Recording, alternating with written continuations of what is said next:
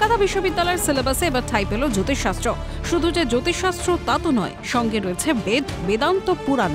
কখনো আধুনিক গণিতের বদলে পাঠ্যক্রমে বৈদিক ম্যাথ ঢুকিয়ে, তো কখনো কোর্সে গীতাপাঠ যুক্ত করে বেদের অন্তর্ভুক্ত বিষয় বলে দাবি করা থেকে মহাকাব্যে বর্ণিত পুষ্পক হ্রদ দেখিয়ে প্রাচীন ভারতের ঋষিমুনিরাও বিমান চালাতে জানতেন বলে দাবি করা। তাই নিয়েই শুরু হয়েছে বিতর্ক।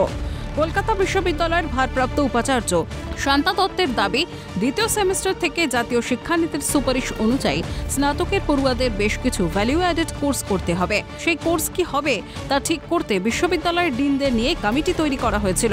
শান্তা দত্ত আরও জানান, বাকি অংশ নিয়ে তেমন কোনো সমস্যা না থাকলেও জ্যোতিষটা না রাখলেই ভালো হতো।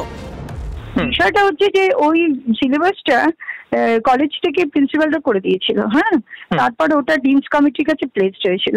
এবার ডিনস কমিটির কাছে যখন প্লেসড হয়েছিল, এত বেশি তাড়াহুড়ো ছিল যে মানে এমপি করার জন্য এত প্রেশার আমাদের উপর, যে ডিনস কমিটি ওর কন্টেন্টটা খুব ভালো করে না দেখে মোটামুটি হেডিং গুলো দেখে এটাকে ছেড়ে দেয়। তো জ্যোতিষ মানে কিন্তু জ্যোতিষ চর্চা নয়, কিন্তু সেটা সাধারণ মানুষ বোঝার কোনো ক্ষমতাই নেই, তাদের মিসলিডেড টোটালি।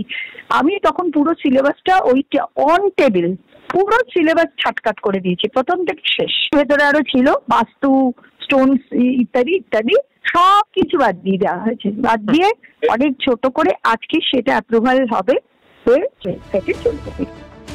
নতুন সিলেবাস যুক্ত হওয়ায় তৃণমূলের ছাত্র পরিষদের তরফে দফায় দফায় বিক্ষোভ দেখানো হয় কলকাতা বিশ্ববিদ্যালয় ক্যাম্পাসে।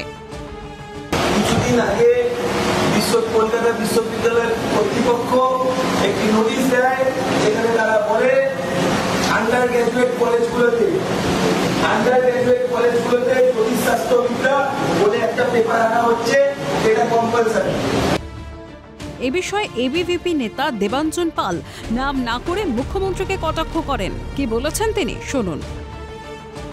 এই যে জ্যোতিষশাস্ত্র মানে কালচারাল অ্যাস্ট্রোলজি বা অ্যাস্ট্রোনমি, এই যে সাবজেক্টটা, এটা একটা ভ্যালু অ্যাডেড কোর্স হিসেবে এক্সট্রা কারিকুলাম যেটা বলে, সেই সার্টিফিকেশন কোর্স হিসেবে জাতীয় শিক্ষানীতি 2020 আওতায় থাকা যে ইন্ডিয়ান নলেজ সিস্টেম বা ভারত কেন্দ্রিক শিক্ষা ব্যবস্থার বলা যায় সুপারিশ, ঠিক আছে, ইউজিসি এটাকে রেকমেন্ড করেছে বিভিন্ন ইউনিভার্সিটিতে।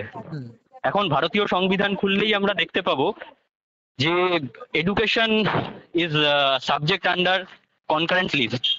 ফলত তৃণমূল ছাত্র পরিষদের বিক্ষোভটা রাজ্য সরকারের বিরুদ্ধে দেখানো উচিত, রাজ্য সরকারের শিক্ষামন্ত্রীর বিরুদ্ধে দেখানো উচিত, অথবা যার নির্দেশ ছাড়া শিক্ষামন্ত্রী কোনো ফাইলে সই করতে পারেন না তার বাড়ির সামনে দেখানো উচিত। উপাচার্য সমস্ত সিলেবাস রিভাইজ করার কথা জানালেও তার আগে কেন তড়িঘড়ি বিজ্ঞপ্তির মাধ্যমে পুরনো কোর্সে মান্যতা দিলেন বিশ্ববিদ্যালয়ের রেজিস্ট্রার, উঠছে প্রশ্ন। তাহলে কি উপাচার্য, রেজিস্ট্রার, ডিনদের কমিটি এবং কলেজগুলির মধ্যে যথাযথ সমন্বয় নেই? উঠছে প্রশ্ন। মণি ভট্টাচার্যের রিপোর্ট, ক্যালকাটা নিউজ।